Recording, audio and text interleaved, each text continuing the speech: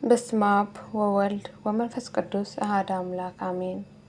ስንክሳር ግንቦት 28 በዚች ቀን ጌርሎስና 45 ልጆቹ በሰማዕትነት አረፉ። ደግሞ የከበሩ አባቶች የአብርሃም፣ የይስሐቅ፣ ያዕቆብ መታሰቢያቸው ነው። ለእግዚአብሔር ምስጋና ይሁን። እኛንም በከበሩ አባቶች ጸሎት ይማረን፣ በረከታቸው ከእኛ ጋር ትኖር ለዘላለሙ አሜን። ዳግመኛ በዚች ዕለት ከአባ ጳኩሚስ ገዳም አባ መርቆሬዎስ አረፈ። አኖጦስዮስ እንዲህ አለ። ለእኔ ገዳም አለኝ፣ ይኸውም የወንድማችን የመርቆሬዎስ ዕረፍቱ ቀረበ እያሉ ወደ እኔ መነኮሳትን የመጡበት ነው።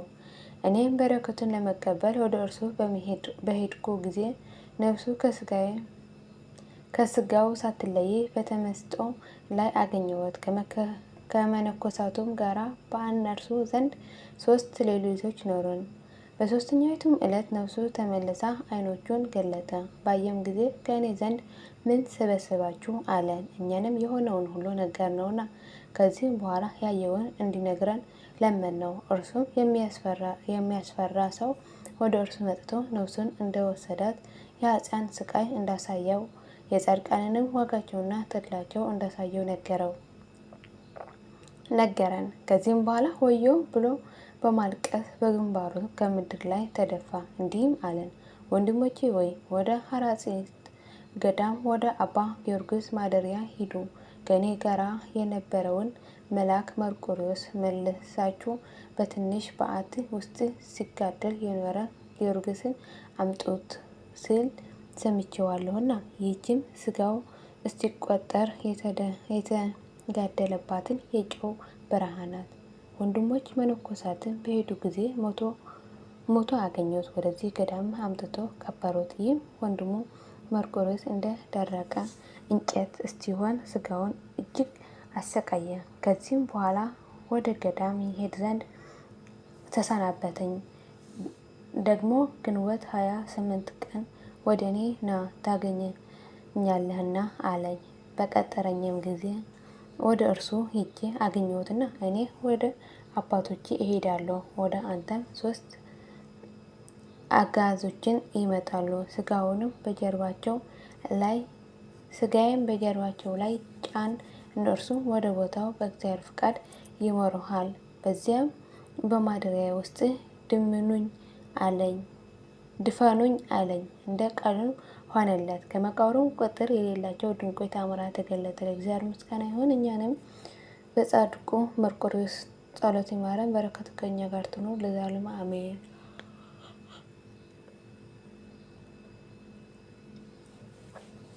ዳግመኛ በዚች ዕለት ተጋዳይ የሆነች ዓለምን ንቃ የተወች አባ ዳንኤል ስለ እርሷ እንደተናገረ የዓለምን ፍላጎት ሁሉ ድል የነሳች ቅድስት አመተ ክርስቶስ አረፈች። እንዲህም አለ።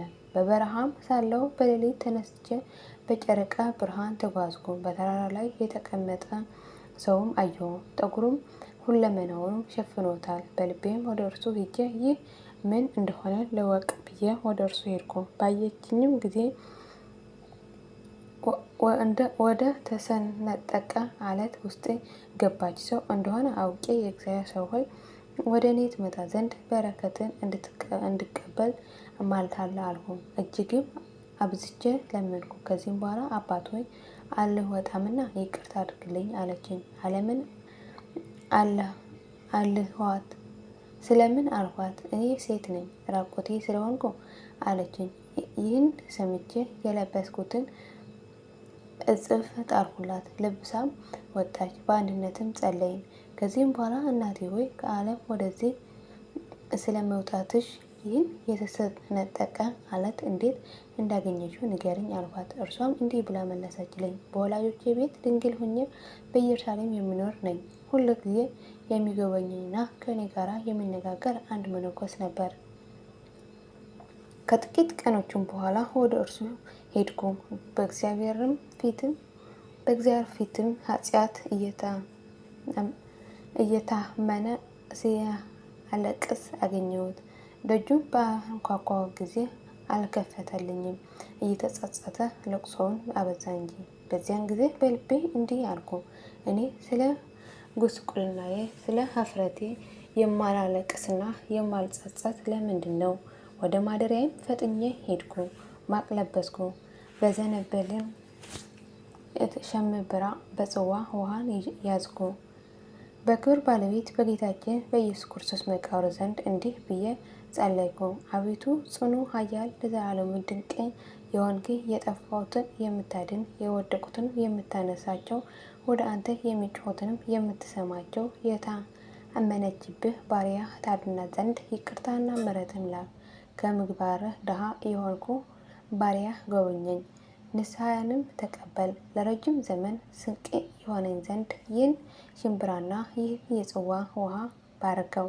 ስለ ነፍሴ ድህነት ያሰብኩትን እንዳላቃልል ለሆዴ ምግብ ስለሚያሻ ከዚህ በኋላ ነፍሴ በእግዚአብሔር ላይ በመጣል ወጥቼ ወደ በረሃ ሄድኩ።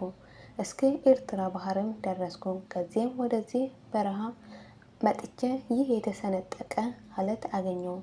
ይህ እግዚአብሔር ያዘጋጀልኝ መኖሪያዬ ነው አልኩ። እነሆ በዚህ በረሃ ውስጥ 38 ዓመት ሆነኝ። ያለ አንተ ሰው አላየሁም። ይህንም የዘንቢል ሽምብራና የጽዋ ውሃ 38 ዓመት ከእርሳቸው ስመገብ አልጎደሉም። ልብሴ ግን አለቀ። ነገር ግን ይህ ቦታ ስለ ልብስ መከላከያ ሆነኝ።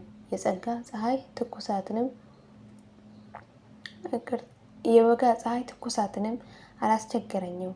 ቁር ቢሆንም በእድሜ ዘመን ሁሉ አላስጨነቀኝም። ከዚህም በኋላ ከዘንቢል ካለው ሽምብራ እንድመገብ ማለደችኝ።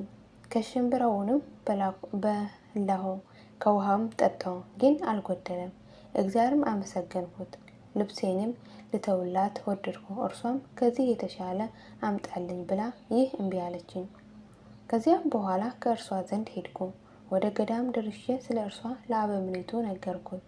እርሱም 2 ልብስ ያለው ለሌላው አንዱ ይስጥ ብሎ ጮሆ፣ ፈቃደኞች የሆኑትም አመጡለት። ያን ጊዜም ይዤ ሄድኩ። ለዓመተ ክርስቶስ ልሰጣት ብዙ ደከምኩ። እርሷን በመፈለግ ዞርኩ፣ አላገኘኋትም። ከጥቂት ቀኖች በኋላም አረጋውያን ወደ እኔ መጡ፣ እንዲህም አሉኝ። ወደ ኤርትራ ባህር የሚያደርሰውን መንገድ ይዘን በመጣኔዎስ በረሃ ስንጓዝ ከዋሻ አንድ ሴት ተቀምጣ አይተን ከእርሷ በረከት ለመቀበል ሮጥን። ሸሽታ ከዋሻው ገባች። ወደ ዋሻውንም አፍ ቀረብን፣ ግን አላየናትም። ሸምብራ በዘንቢል ውሃም በጽዋ አግኝተን በላን ጠጣን። ያን ጊዜም አለቀ። እስከ ንጋትም አደርን። በነጋም ጊዜ በረከቷ ለመቀበል ቅድስቱን ፈለግናት። ሞታም አገኘናት። ጠጉሯም ስጋዋን ሁሉ ሸፍነዋል። በዚያም ሰገድን። በበዓቷም ውስጥ ቀበርናት። የዋሻውንም አፍ በድንጋይ ዘጋን። የቅድስቱ በረከት እንድንቀበል አድሎናልና እግዚአብሔር እያመሰገንን ወደ በዓታችን ገባን። በሰማሁም ጊዜ አስቀድሜ ያገኘኋት እንደሆነች አወቁ።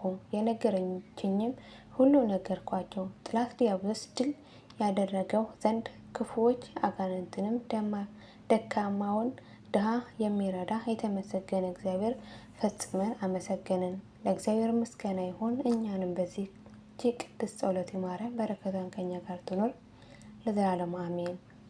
ዳግመኛ በዚች ዕለት የቅዱስ ኤጲፋንዮስ ሥጋ ወደ ቆጵሮስ ደረሰ። ይህም እንዲህ ነው።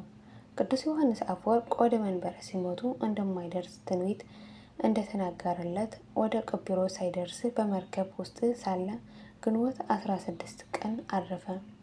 ባረፈም ጊዜ በመርከብ ጭነው ወደ ቆጵሮስ ከተማ አደረሱት። ካህናትና ሕዝብ ሁሉ መጡ። ከእሳቸውም ጋር ወንጌሎችን፣ መስቀሎችን፣ መብራቶችና ማዕጠንቶችን ይዘው ነበር። የሐዋርያት ጉባኤ ከታላቂቱ ቤተ ክርስቲያን እስኪያደርሱት በዝማሬና በማህሌት በሚገኙበት ጸሎቶችና ሁሉ እያመሰገኑ ሥጋውን ተሸክመው ካህናቱንም መቃብሩን ለቤተ ክርስቲያን ውስጥ ሊያዘጋጁ ወደዱ። ቀድሞ ስለ ክፉ ስራቸው ቅዱስ ኤጲፋንዮስ አወገዛቸው የነበረ 2 ዲያቆናት ተቃወሟቸው። ስለዚህም 40 ቀን ተቀመጠ። ነገር ግን ሽታው እንደ ሙታኖች ሽታ አልተለወጠም፣ እንደ አንቀላፋ ሰው ሆነ እንጂ። ከዚህም በኋላ አንድ ደግ ዲያቆን ወደ ቅዱስ ሥጋ ቀርቦ አባቴ ሆይ በእግዚአብሔር ዘንድ አንተ ባለሟልትን እንዳለ እኔ አውቃለሁ። ብትፈቅድልኝ ክፉዎች ተቃዋሚዎች ልታሸንፋቸው ትችላለህ አለ። የቅዱስ ኤጲፋንዮስም እጅ ይዞ ምድሩን መታባት። በዚያን ጊዜ ሁለቱ ዲያቆናት በግንባራቸው ተደፉ፣ ለመሞትም ደረሱ። ወደ ቤታቸው ወሰዷቸው፣ ሞቱ። ቅዱስ ኤጲፋንዮስም ከካህናቱ በሚጣፍጡ ሽቶዎች ገነዙት። ካህናቱ በሚጣፍጡ ሽቶዎች ገነዙት። በከበሩ ልብሶቹንም ጠቅልለው ከከበረ ድንጋይ በተሰራ ሳጥን ውስጥ ጨምረው በቤተ ክርስቲያን ውስጥ ቀበሩት። ቀድሞ በሕይወት ሳለ እንደሚሰራው ከስጋው ድንቆች ተአምራት ተገለጡ። ለእግዚአብሔር ምስጋና ይሁን፣ እኛንም ይማረን፣ ጸሎታቸው በረከታቸው አይለየን ለዘላለም አሜን። የወደቀ የነጠውን በአፈትካ አምላክ ይታረምልኝ። የሁሉም ቅዱሳን አባቶች እናቶቻችን በረከት ረድኤት ምልጃና ጸሎታቸው ከመላ ሕዝበ ክርስቲያን ከሀገራችን ኢትዮጵያ ጋር ለዘላለም ጸንቶ ይኖር አሜን።